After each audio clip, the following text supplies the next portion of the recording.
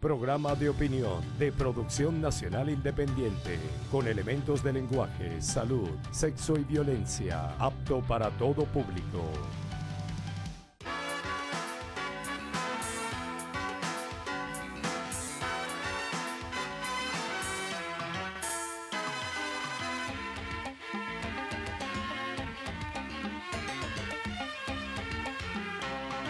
Amigas y amigos, resulta lógico, dentro de una interpretación disparatada de lo que es la lógica para algunos, que cuando una oposición no acierta en sus decisiones, termine achacándole la responsabilidad de sus errores al adversario. Me refiero concretamente a la Mesa de la Unidad Democrática, MUD, en su enfrentamiento con el chavismo y el gobierno de Nicolás Maduro.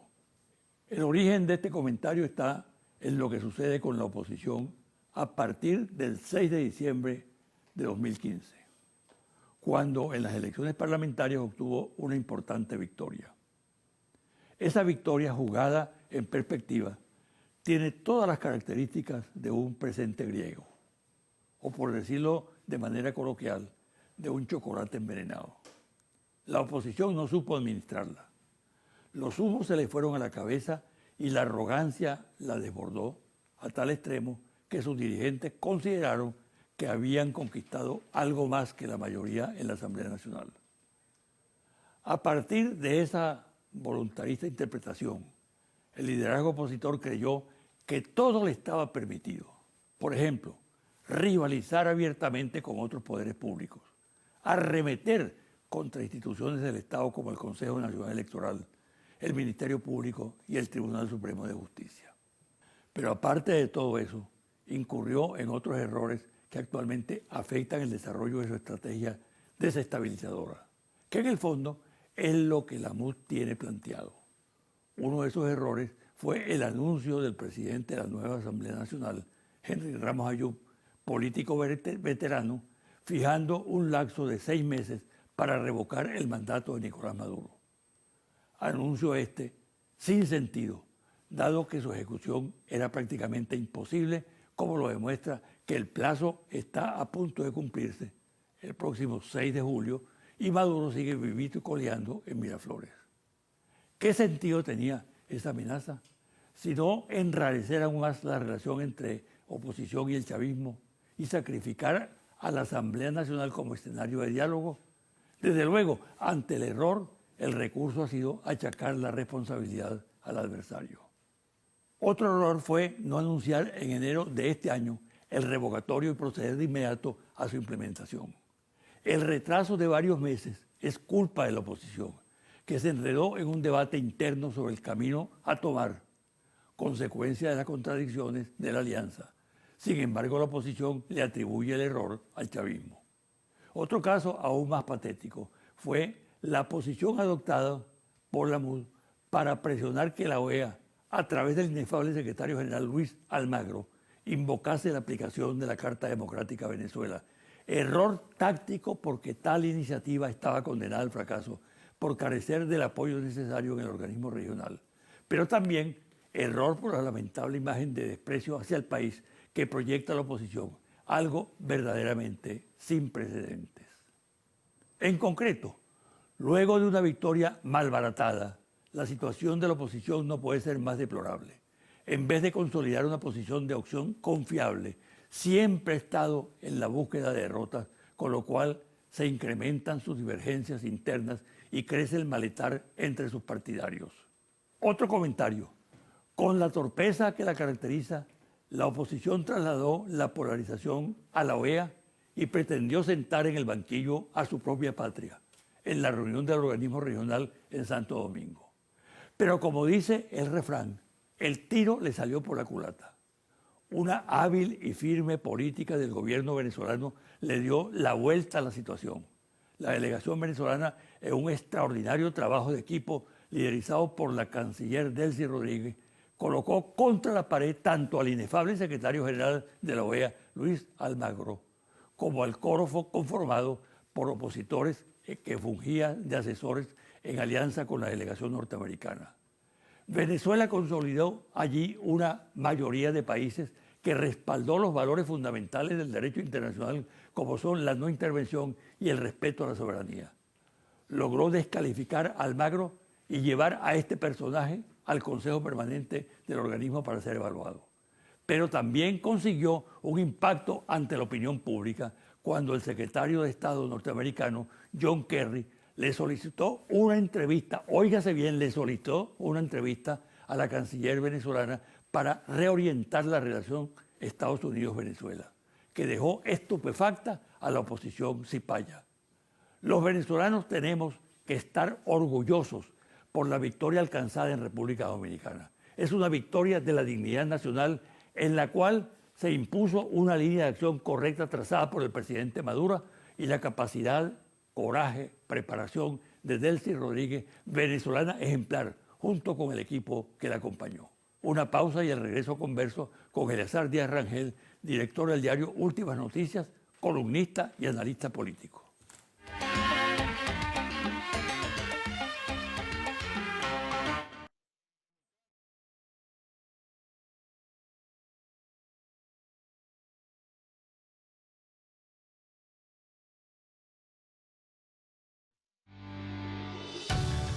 Estás viendo José Vicente Hoy.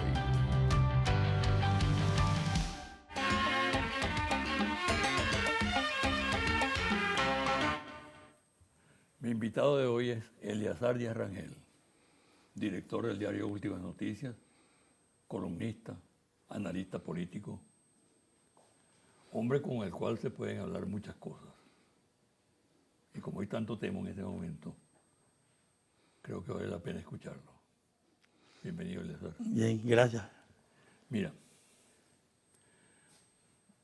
en las últimas semanas ha venido aumentando considerablemente la escalada internacional contra Venezuela. Grupos económicos poderosos, la derecha, tanto regional como mundial, Sí. y también, por supuesto, Estados Unidos y los medios de comunicación. Y algunos gobiernos. Y algunos gobiernos también. Pero como la política es tan fluida y se presentan cambios impredecibles, en los últimos días ha habido unos cambios insospechados. Vamos a arrancar la entrevista con esto. Bien, sí. Realmente sorprendente, ¿no? Por cuanto la posición de John Kerry, que era el canciller, el secretario de Estado, había sido al comienzo en Santo Domingo, en la reunión de la OEA, un poco armonizando con las peticiones de la publicación de la Carta Democrática. Sin embargo, inesperadamente se produce la reunión bilateral con nuestra canciller Delcy Rodríguez y de allí sale el anuncio. Solicitada por Kerry. Solicitada por Kerry, exacto. Sí. Y cuando estamos diciendo Kerry, estamos diciendo presidente Obama, porque ese era un cambio demasiado trascendente. Entonces, surge la propuesta de abrir el diálogo franco, lo más rápido posible, etcétera, con Venezuela, y evidentemente revela una victoria de Venezuela seguramente no buscada, porque, o en todo caso no esperada, de que se pudiese producir en forma tan inmediata ese cambio tan radical de la política de Estados Unidos hacia Venezuela. La pregunta es, ¿por qué ocurre eso? Estamos a los próximos meses de las elecciones en los Estados Unidos. Hay evidentemente juego de interés en Washington, en la Casa Blanca, pero pareciera que un factor muy importante fue o es que la presencia venezolana no es una presencia aislada ni sola, que ha tenido el apoyo de la mayoría de los países de América Latina, incluido Brasil y Argentina, que se suponía iban a tener posiciones, porque ellos votaron entre los 19 que aprobaron la propuesta venezolana de la reunión del próximo, el martes, sobre la conducta de Almagro y el informe de los 3 presidentes. De manera que yo creo que ellos valoraron la importancia que tiene Venezuela hoy en América Latina y diría que en el mundo, y el peso y su influencia en la región. Y eso les hizo, o debió ser uno de los factores que les hizo cambiar de opinión. Sí, eso es así. Ahora, eso se presta para que nosotros conversemos hoy, por ejemplo, sobre, tú que le has hecho seguimiento permanentemente a la política exterior, particularmente en Estados Unidos, un seguimiento que arroja luces en este momento, porque la política exterior de Estados Unidos tiene ese tipo de cambios sorprendentes, ¿no? Sí, Incluso embarca muchas veces a muchos amigos, ¿no? Los deja sorprendidos. Sí, si uno hace un recuento rápido de la evolución de esa política, y la fijamos en 1846 cuando invade México, toma el territorio mexicano, se lo anexa y comienza un periodo de consolidación de los nuevos Estados Unidos porque había crecido significativamente. Después viene la ocupación militar de Haití y de la República Dominicana en 1915 en adelante, hasta el año 27 cuando lo hace en Nicaragua, pero consigue la respuesta de Sandino y los obliga a salir. Hasta allí es esa política de invasión y de ocupación militar. Después viene la política de los golpes militares, estimulados siempre desde Washington, del Departamento de Guerra o del Departamento de Estado, y que se produjeron por lo menos 100 en América Latina. Y de los cuales el de Salvador Allende, que se conocieron los documentos, creo que fueron 22.000 documentos desclasificados que ponen en evidencia la intervención descarada de los Estados Unidos. El secretario de Estado, Colin Powell, dijo que era para compensar un poco el daño que se le hizo a Chile, que se le entregaban copias de los documentos desclasificados. Bueno, pero pareciera que ahí termina ese periodo de golpes militares. Y después viene uno que se inaugura en Honduras con Zelaya. A pesar de que comenzó siendo un golpe de fuerza, porque el presidente Zelaya fue detenido por el ejército, expulsado o llevado a Costa Rica, pero posteriormente se desarrolla un proceso aparentemente constitucional y mediante el cual se le desplaza de la presidencia.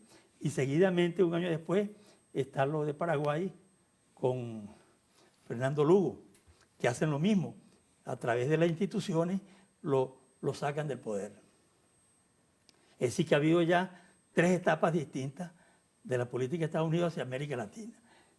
Y hoy, evidentemente, que estaría enmarcada en ese último proceso de búsqueda de salidas no violentas.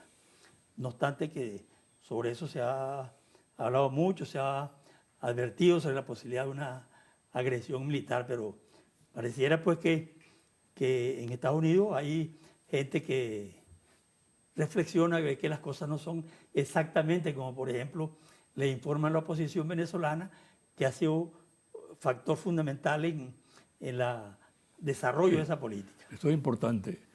¿Qué papel ha jugado la oposición venezolana en esta relación Estados Unidos-Venezuela tan difícil, ¿no? Bueno, yo creo que para la conformación de esa política, el rol de la oposición ha sido fundamental.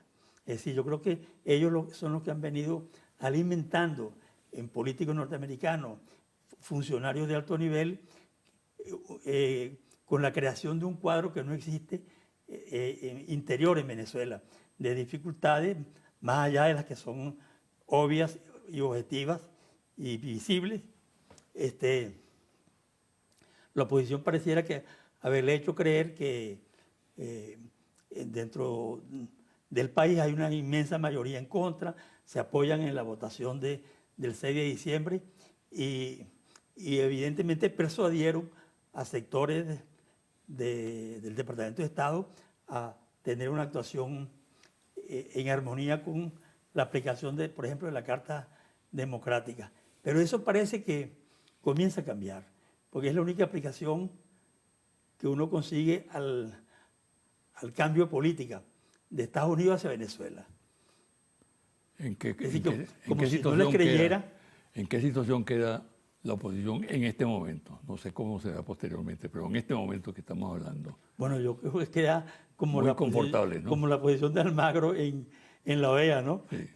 Aislado, casi sin puntos de apoyo Sentado en el banquillo ahora. Exacto. Y eso todo hace suponer que en la reunión del martes 21, la posición de Venezuela, que esa fue una reunión muy importante porque Venezuela obtiene 19 votos para aprobar el Consejo Permanente para el martes 21. Y, Que prácticamente es una investigación al Almagro. exacto. Porque hasta las cuentas se las van a Así es. analizar. Son dos ¿no? puntos. El informe que van a presentar los expresidentes que han estado de mediadores y la conducta de Almagro como secretario general. Eso va a ser, bueno, ya la votación fue una victoria y seguramente los resultados del martes serán otro triunfo de la política y de la diplomacia venezolana, ¿no? En el cual evidentemente el rol que ha jugado Delcy Rodríguez, la canciller, ha sido muy significativo y extraordinario. La oposición en Venezuela ha venido jugando con dos elementos a partir del 6 de enero, del 6 de diciembre. ¿no? Uno, el revocatorio. Otro, la Carta Democrática aplicada por la OEA a Venezuela. Bueno, ¿cómo percibes tú la situación de esos dos elementos que ha manejado la oposición en este momento? Yo le añadiría uno que ellos han abandonado. No sé si tú percibes que ellos al comienzo, cuando tienen esa victoria tan aplastante con una mayoría calificada, le hizo creer que prácticamente el poder descendía de Miraflores al Palacio Legislativo y que era la Asamblea Nacional la que tenía el sartén por el mango, sí, lo que iba prácticamente a gobernar. Y de allí vino el anuncio ese de Ramos Aluz de que el 5 de julio salía el presidente Maduro, ¿no? En un lapso de 6 meses, contados a partir de la instalación de la Asamblea Nacional, propusiéramos un método, un sistema para cambiar el gobierno por vía constitucional. Eso lo haremos. Eso fue abandonado cuando a poco de andar se dieron cuenta que eso era absurdo pensar en ese tipo de salida. Y entonces vienen... Está a punto de cumplirse. Sí, fue dentro de poco. Sí. Bueno, el Gattuso ya lo ha venido negando, que nunca dijo eso, etcétera. Pero bueno, eso está a la vista de todos los venezolanos que vieron en televisión la advertencia, el anuncio que él hizo. Bueno, entonces queda amarrados férreamente al revocatorio y a la Carta Democrática. Con lo del revocatorio, pues, aunque pareciera que ellos están conscientes de que en realidad no es posible hacer el revocatorio en este año 16 y que si hubieran comenzado en enero, en cualquier día de enero, apenas cumplía la mitad del periodo Maduro, pues evidentemente habría habido tiempo de que todos los ciclos se cumplieran y el revocatorio se desarrollara en este año, pero ya eso evidentemente no es posible. Ellos siguen diciéndolo un poco para engañar a los suyos y hasta donde puedan a los venezolanos de que hay obstrucción por parte de Venezuela. El Estado venezolano lo que pide es la aplicación de las normas que ya existen y que se han aplicado otras veces para hacer el revocatorio. No hay ninguna política expresa de obstrucción, sino de exigencia que se apliquen la ley y el reglamento correspondiente.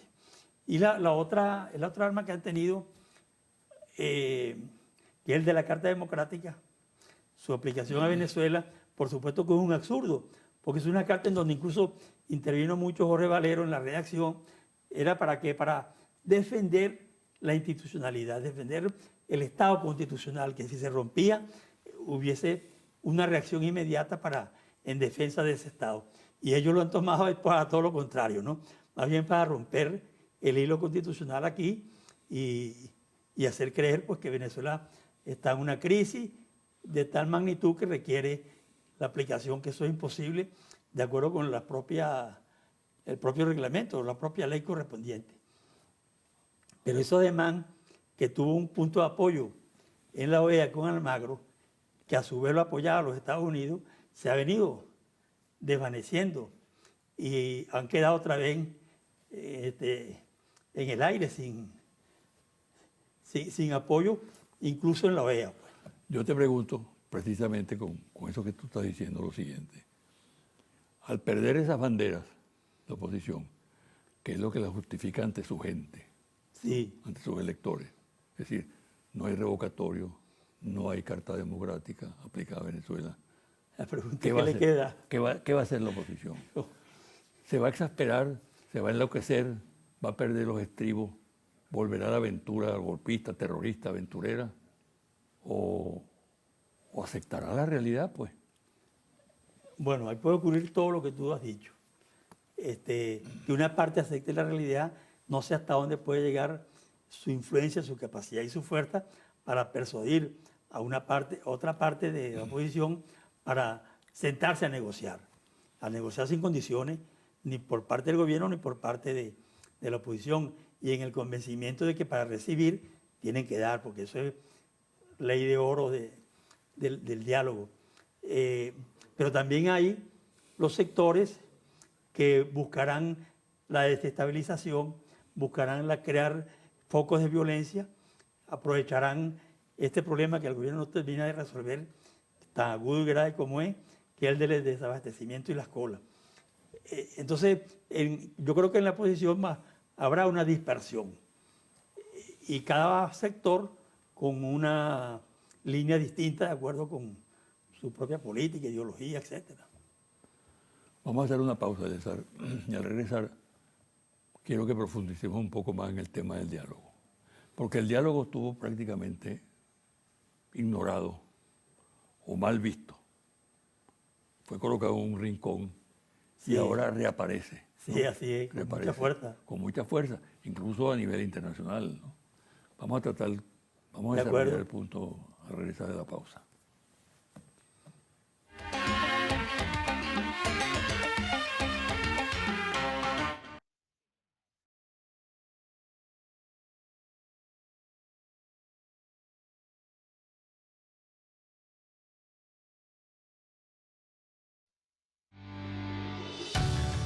Estás viendo José Vicente Hoy.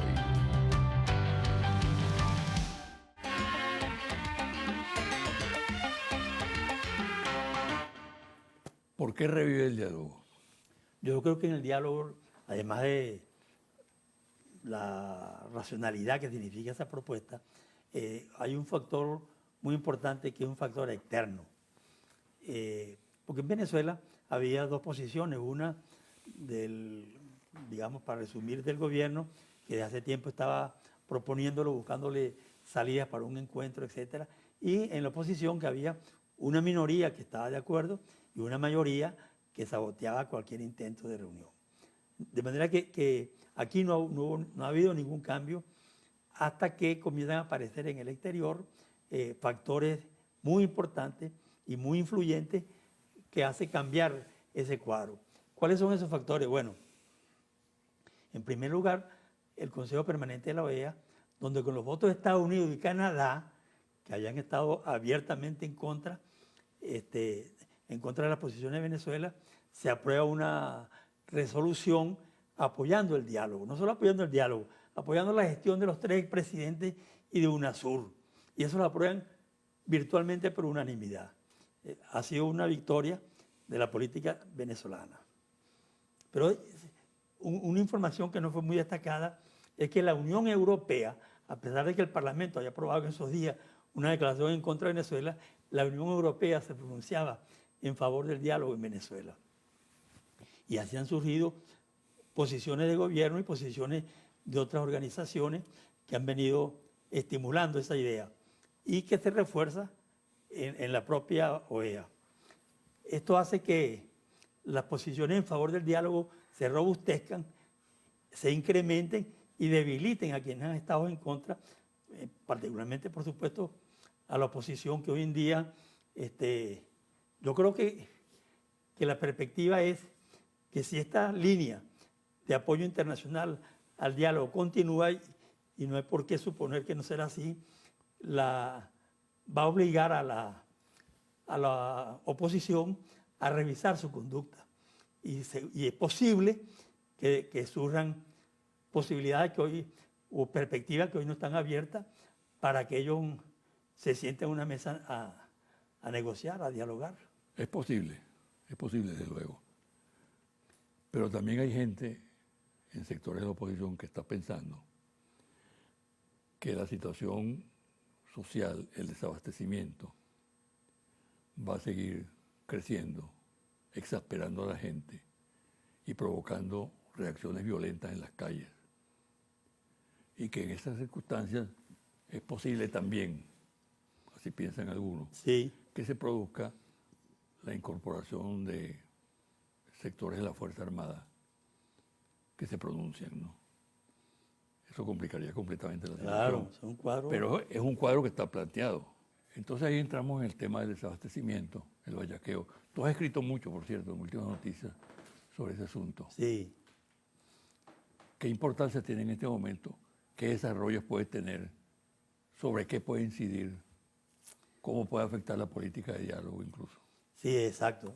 Bien ese planteamiento porque el desabastecimiento y las largas colas han dejado de ser un problema social y digamos socioeconómico, si quiere extenderse.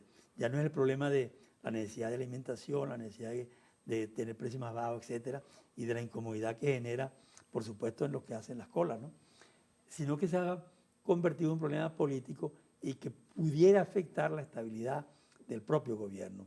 Por esas razones que tú exponías de que en la oposición hay sectores que realmente creen que tienen al gobierno contra la pared, que con un empujón puede ser desplazado y que no pueden ceder en darle oportunidad para que coja aire o lo que en el boxeo se llama un segundo aliento, ¿no? Sino que es el momento de insistir en confrontarlo y aislarlo. Hoy en día, han sido una mayoría hasta ahora, y quizás con ese hecho objetivo, que es el de la existencia de la escuela y los problemas de los altos precios, escandalosos precios, refuercen esa línea y entonces comiencen a utilizar este descontento social para fines políticos. Ahora, la pregunta que uno se hace, que yo me la he hecho en mi columna algunas veces, es por qué el gobierno no ha sido más activo, más eficiente en el combate al bachaqueo, porque no se le puede reclamar al gobierno o no se puede pensar que el gobierno tenga capacidad de cubrir el déficit agropecuario que hay en Venezuela, porque es un proceso de la siembra, cosecha, etcétera, de ciclo, que hay que esperar su desarrollo. Pero sí se le puede exigir, como se ha hecho en varias oportunidades, y yo lo he escrito varias veces, cónchale, que sea más eficiente en ir resolviendo ese problema que se ha extendido a todo el país y que ha crecido en los últimos meses. ¿Por qué sitios que ellos saben donde pululan los bachaqueros, aquí en Caracas, y me imagino que en todas las ciudades, el gobierno no actúa? ¿Por qué no hace batidas? ¿Por qué no detiene a tantos responsables de lo que ya es un delito, ¿no? Entonces, a pesar de que, por ejemplo, con los CLAP, pareciera que es una salida lenta para ir resolviendo el problema, pero todavía hasta que la gente no comience a percibir que las colas se debilitan, están diezmadas, no va a creer que el gobierno está resolviendo el problema. Yo creo que ese es el problema más importante que tiene el gobierno de Maduro en estos momentos. ¿Tú no crees que el bachaquero es el eslabón final de la cadena, no? Que antes de él Sí. hay factores muy poderosos. Claro, claro. Los que lo proveen de mercancías, de alimentos, ¿no? Los que lo trafican, producen. la corrupción que está presente también, Sí. ¿no? Que incluso llega a tocar a organismos de seguridad del Estado, policiales, ¿no? Ahora, Sí, es así. yo creo que se ha subestimado el problema, ¿no? Y que ahora se está tomando conciencia de su gravedad, ¿no? Un poco tarde quizás, Un poco tarde, un poco tarde. pero aún a tiempo de enfrentarlo y golpearlo duramente. Porque es que, como tú lo insinúas, yo creo que el gobierno se ha dado cuenta de que eso puede afectar su propia estabilidad. Si suman esas explosiones sociales, esos conflictos que ha habido en Cola, dispersos en todo el país, en diversos sitios de Caracas, y que de pronto se puedan convertir en una explosión social estimulado por los sectores de la oposición. Entonces, si ese proceso no es detenido, entonces es impronosticable su desarrollo. Alguien bastante informado, conocedor de la situación del país, me decía, mira, hay muchos problemas en el país, ¿no? Uno de esos problemas es el desabastecimiento. Aparentemente se puede resolver ese problema. Hay que abastecer el país. Eso es fundamental en este momento, en estas circunstancias. Ahora, ¿por qué no se hace? ¿Qué impide? Porque el país tiene recursos. El país está comprando alimentos. Claro. Se está produciendo alimentos también ya. Y ha comenzado un proceso de producción interna también. Entonces, ¿qué ocurre? ¿Por qué estamos ante esa situación tan grave, un poco como inermes, totalmente indefensos, ¿no? Pero a eso hay que sumarle la simultaneidad del problema de los altos precios, que tú tienes que tener idea de lo escandalosos que son. A mí me sorprendió que yo compré hace 2 o 3 días unos cambures de ese que llaman manzano, que es pequeño, pues, y resulta que cada cambur de esos me costaba 100 bolívares. Es decir, ya yo sabía que un plátano son mucho más de 100 bolívares, pero nunca pensé que un cambur llegaba a ese precio. Pero eso se repite en productos industriales, productos que vienen del campo directamente, y los productos importados, porque si hay que golpear, evidentemente hay que hacerlo, al bachaqueo, su expansión, simultáneamente, tú tienes que enfrentar el problema de los altos precios, que son escandalosos y sin ningún intento de contenerlos. ¿Qué opinión te merece a ti esa situación que se plantea en este momento por parte de aquellos que están apostando al estallido social, a una repetición de un Caracazo? Bueno, bien complicado lo que me planteas, porque evidentemente hay gente interesada en hacer eso y se ve en algunos hechos. Parece que, por ejemplo, en los de Cumaná de la semana pasada hubo esa infiltración de gente con interés político, además del vandalismo que estuvo presente, en estimular y magnificar ese tipo de reacciones violentas. Y eso se ha repetido en otros sitios. Nosotros este domingo creo que publicamos un reportaje sobre incluso muertos y heridos que ha habido por la acción de los bachaqueros en las colas. Ahora, ahí habrá un enfrentamiento o una contradicción entre la conciencia social de la mayoría de la gente que ha venido soportando esas colas durante ya meses, con un increíble estoicismo, ¿no? Sí, exacto. Igual que como pasó en los paros bueno, cuando hubo el paro petrolero, el sabotaje petrolero, etcétera, que hubo también numerosas colas, no hubo incidentes, pero ese fue un periodo más corto, ¿no? Pero ahora ya se han producido algunos incidentes y no tendría nada de raro que gente en la oposición, de los más radicalizados, los más ultrosos, estén pensando o planificando u organizando cómo lograr que esos estallidos sean coincidentes y se produzcan ya no estallidos locales o parcializados, sino una explosión social. Yo creo que hay capacidad organizativa por parte del partido de gobierno, del PSUV, y de sus partidos aliados para enfrentar esta situación, pero de todas maneras genera interrogantes preocupantes. Para concluir, tu pronóstico. Los Juegos de Río de Janeiro o la Copa del Fútbol. Aquí, tu pronóstico. ¿Se impone el diálogo o se impone la violencia?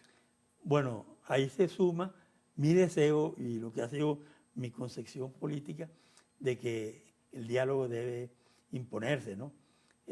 Sobre todo si esa tendencia o corriente que hemos observado en el exterior de organismos importantes continúan su presión, llamémoslas así, para obligar a las partes a reunirse. Y entonces, esa contradicción va a llegar al seno de la oposición y de acuerdo a la fuerza que tenga esa presión o ese pronunciamiento en favor del diálogo desde el exterior, ganará una de las dos fuerzas.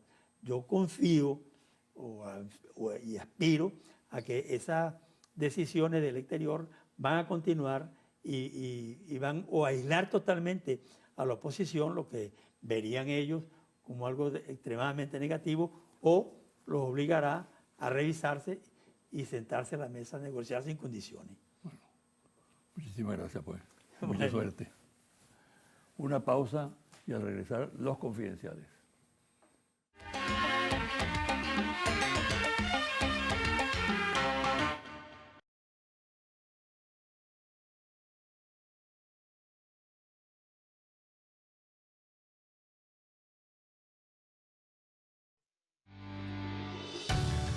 Estás viendo José Vicente Hoy.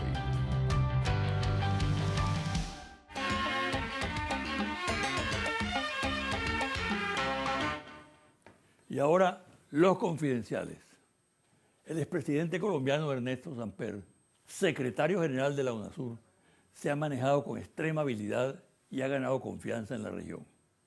El contraste con la actitud asumida por el secretario general de la OEA, Luis Almagro, es patético. El uruguayo se plegó a la presión de los Estados Unidos y se convirtió en vocero de la oposición venezolana, incluso en los aspectos más absurdos que maneja esta. De la política asumida por UNASUR surge la reactivación del diálogo para adoptar esta opción. Fue un acierto la escogencia de los facilitadores, el español Zapatero, el dominicano Fernández y el panameño Torrijos, quienes han dado un aporte de prudencia y seriedad a la gestión que cumplen. Esta actitud ha terminado por ser reconocida por voceros de la oposición, quienes al interior de la MUD se han colocado a favor del diálogo que antes era considerado una especie de herejía. Por cierto, resulta insólito, pero es así. Los factores que integran la MUD no se han sabido manejar en la nueva situación que se ha creado. Han demostrado incapacidad funcional para operativizar la convocatoria del revocatorio y no midieron las consecuencias políticas de auspiciar la aplicación a Venezuela de la Carta Democrática. Tales desaciertos han mellado más la imagen de la oposición ante sectores y personalidades que antes la seguían incondicionalmente. En medio de la OEA, la actitud de la oposición venezolana empeñada en que su país se le aplique la Carta Democrática es vista con desagrado, así como el papel que cumple el secretario general Luis Almagro, que algunos consideran se inspira en intereses crematísticos. A todo lo anterior hay que agregar el sorprendente viraje que ha tomado en los últimos días la relación diplomática y política Venezuela-Estados Unidos.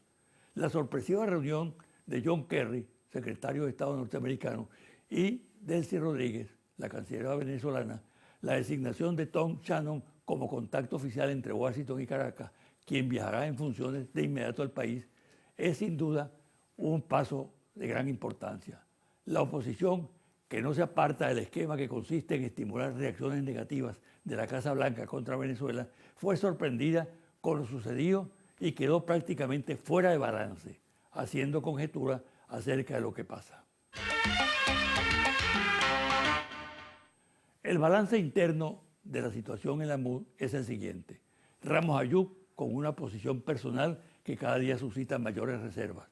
Por otro lado, Capriles con un planteamiento propio y la gente de Leopoldo López que aparece como la más beneficiada entre los sectores radicalizados. Primero Justicia, que es el partido mayoritario de la MUD, no ejerce la influencia que se esperaba de esa organización y se distrae con escarceos polémicos con el gobierno sin mayor importancia. Admiré a Cassius Clay, Muhammad Ali, como fanático del boxeo que soy, porque fue un gran atleta que además pensaba y se resteaba con lo que creía. De él es esta frase cuando se negó a alistarse para la guerra en Vietnam. Comillas, ¿por qué me piden ponerme un uniforme e ir a pelear a 10.000 millas de casa, arrojar bombas y balacear gente negra, mientras los negros de Louisville son tratados como perros? Cierra comillas. Paz a su alma. Confidencial al cierre. Monitor País Interlaces Confidencial. De reporte ejecutivo. Ficha técnica, 1.500 entrevistas directas en hogares en todo el país del 7 al 15 de junio 2016. Resultados. Intervención y mediación internacional en Venezuela. ¿Usted estaría de acuerdo o en desacuerdo con que haya una intervención internacional en Venezuela para sacar al presidente Maduro del poder? En desacuerdo, 67%. De acuerdo, 26%. No sabe, no contesta, 7%. ¿Usted estaría de acuerdo o en desacuerdo con que haya una intervención militar internacional en Venezuela para sacar al presidente Maduro del poder? En desacuerdo, 84%. De acuerdo, 13%. No sabe, no contesta, 3%. ¿Usted estaría de acuerdo o en desacuerdo con que haya una mediación internacional que promueva el diálogo entre el gobierno y la oposición? De acuerdo, 82%. En desacuerdo, 15%. No sabe, no contesta, 3%. ¿Usted tiene una opinión favorable o desfavorable de la Organización de Estados Americanos, OEA? Desfavorable, 60%. Favorable, 27%. No sabe, no contesta, 13%. Algunas personalidades han planteado la necesidad de la mediación del Papa Francisco para promover la paz y el diálogo en Venezuela. ¿Usted estaría de acuerdo o en desacuerdo con esta idea? De acuerdo, 89%. En desacuerdo, 9%. No sabe, no contesta, 2%. Algunas personas opinan que lo más conveniente para la estabilidad de Venezuela es que se produzca un diálogo entre el gobierno y la oposición para ponerse de acuerdo en cómo resolver los problemas económicos del país. ¿Usted estaría de acuerdo o en desacuerdo con esta opinión? De acuerdo, 74%. En desacuerdo, 25%. No sabe, no contesta, 1%. Hasta aquí el programa de hoy. Me despido hasta el próximo domingo a las 9 de la mañana por este su canal Televen.